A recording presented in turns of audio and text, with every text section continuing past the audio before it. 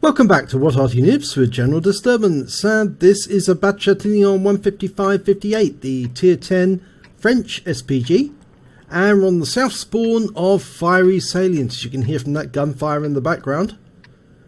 Now, this particular one is being commanded by FendaBenda. He's got one mark of excellence on the barrel, and he hasn't moved very far, because he's not moving into cover, he's going straight for the counter battery. Now, experienced players will do this because they can have a quick look for the signs that somebody's setting up in one of the well-known positions, and it looks like he's going over to the bush, which is one I favour quite a lot. Gives something away to the my opponents, but I do like that position a lot, but I don't always go to it. There are other positions that work. Now we've got some targets. A 4502, a Carnarvon, a T30. The 4502 looks the best one. There's a Bat Chat 12 ton right up at the front, but he's going to be too quick to hit unless you're very good. That's a lovely strike there. 124 hit points, and FendaBenda moves immediately to avoid any counter battery. Very smart thing to do with these tier 10 Arties. He's reloaded, ready to go. As you know, the 155-58 has a 3-shot magazine, and he gets a lovely strike in there again. 219 hit points, and every time he's firing, 419 off that last one. Every time he fires, he's getting a lovely stun on his opponents as well. Gives plenty of opportunities for his teammates to do some effective stun assist. Right, now there's a E50M on the railway crossing. He seems to be sort of like using it as a perch to fire on people. And in fact, actually, FendaBenda's team have got a large contingent going up on top of the hill. So I expect that he'll probably need to focus on the hill very shortly. But in the meantime, he's waiting for his magazine to complete. Another 10 seconds to go now. Yep. And he's looking to plug that Type 4 Heavy. He's marked it as his target. He's letting his teammates know what he's up to. That's the wise thing to do. Rounds out. Direct hit again. 190 hit points. It may not do a lot of damage to the 155mm, but it does. It is very consistent and very accurate. Okay, we lost sight of the Type 4 for a second, but there we got him back again. And that's a kill shot! 58 hit points, and his first kill is on the books. Yes, the 155mm is very accurate, very consistent, and I think he's going to try for that Bat Chat. And he does! He gets a 329 hit points into him. He was reversing. That might be a good indication of what to do in these circumstances. If you're facing a light tank that's moving about quite a lot, wait till he decides to reverse, because they occasionally do that. They forget that your best thing is to keep your speed up and keep moving forward. But sometimes they make the mistake of reversing, and when they reverse, they are vulnerable. Very smart move there. Okay, he's checking all the targets. Good idea. Look for fresh targets that you can hit. There might be something that's an easy hit points. And I think he's found it. It's a Centurion one, which is stationary near that farmhouse. Good. Rounds out. It lands in the farmhouse area, but I don't think it hit the target. I think it splashed him. Pretty sure that Carnarvon pulled back, Centurion pulled back. Although he is now showing a loss of hit points, and he has been taken out, so that's good. He fires around in there at the Carnarvon, gets 132 hit points. I think that was a splash, actually, more than a hit. Okay, T95, the Doom Turtle, over on the west side of the map. One more round left to fire, lines him up. Unfortunately, he didn't pull forward enough, and he's now into the reload cycle. Now, he's got a 46-second reload on this particular Arty at the moment.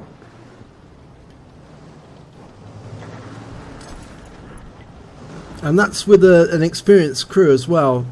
Again, let's have a look at this Bat Chat. See when he pulls back. Yes, he's reversing, and that's slow. So obviously that driver hasn't learned the key fact is mobility. That's what saves the Bat Chat's life. Moving fast, moving forward.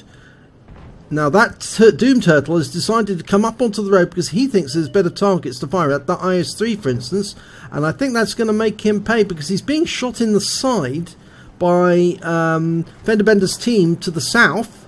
And FendaBenda's now going to hit him. That's it, rounds out. Or it splashed in front, just stunned him, that's all, but that's useful. That will help his team. Unfortunately, we lost the IS-3. He went down to the enemy T-92. Oh, that shell went in, and he stunned the T-95. And as he stunned him, he picked up the damage stun assistance off that one. Right, there's a T-30 and a T-54 over there, but they're unsighted at the moment. So he's firing around in where he thinks they are, because obviously he's on a reload now. There's that 25T, and he's moving about quite a lot now. That's their main defense, you see, speed, mobility. The same with the looks. You don't want to ever reverse the looks. You always want to keep moving forward.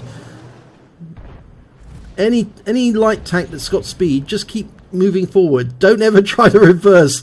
That's when you get vulnerable.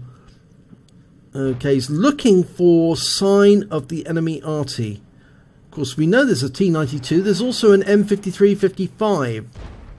Now, they may be up in that top east corner of the map, but there's a Rheinmetall Borsig Waffenträger, and he's just been taken out from the hill.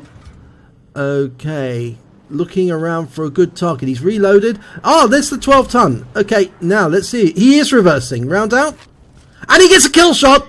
So it just proved what I said. You know, don't reverse. That one's moving forward. He's obviously realised that he's safe while he's moving forward. But FendaBenda fires around in. He didn't get him because he actually kept moving forward. And now that Bat Chât's reversing. And he's got taken out by the TVP. So even the TVP knows this fact. Watch for a tank that's reversing. You can get him. Ah, now that T-54 didn't reverse enough for FendaBenda. But he's in the reload cycle now. So he can't do anything about it. But they've got a 4-tank solid advantage. Scratch that. They've got a 5-tank advantage now. And it looks like the team is pushing down from the hill. The E50 on the east side is being surrounded almost at this point. He's got people coming in from different directions. I don't think he'll last very long, even if he does go down into the river dip, and he has gone down into the river. That won't give him much protection because he'll just get surrounded. T30 rather.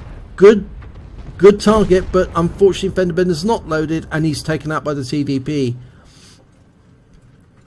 Okay, FendaBenda's next magazine is ready. Now, question is, where are those SPGs? We can see that E50M, but unfortunately he's in the dip, but he has been taken out. Now, we might get an early warning if the Leopard or the other teammate, which I can't actually identify at the moment, looking at the minimap, waiting to see who it is. I think it's a Waffenträger. Yes, it is. Waffenträger Auf Panzer IV. Oh my god, he just found him! He found the enemy artist. The T-92 was in the bushes, and he got him. Wow, well done, FendaBenda. That was a really good shot. Now, I think they are up in this corner. I think FendaBenda's right. Needs to hold on to that last round of ammo, though, in the magazine, just in case.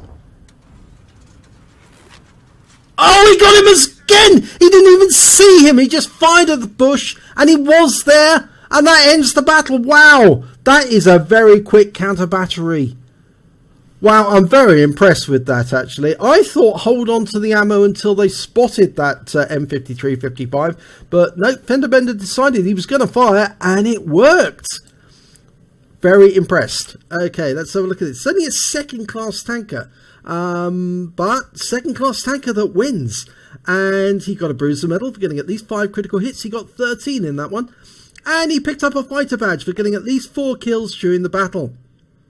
On top of which, he got the counter battery fire badge or medal I should say, because he managed to kill both the T-92 and the M53-55. Very impressed at the way he did that. Yeah, that was pretty good. Okay, let's have a look at the team score. Well, he came top of the table when it came to damage, 2,967 hit points. And he came top of the table when it came to kills with 4.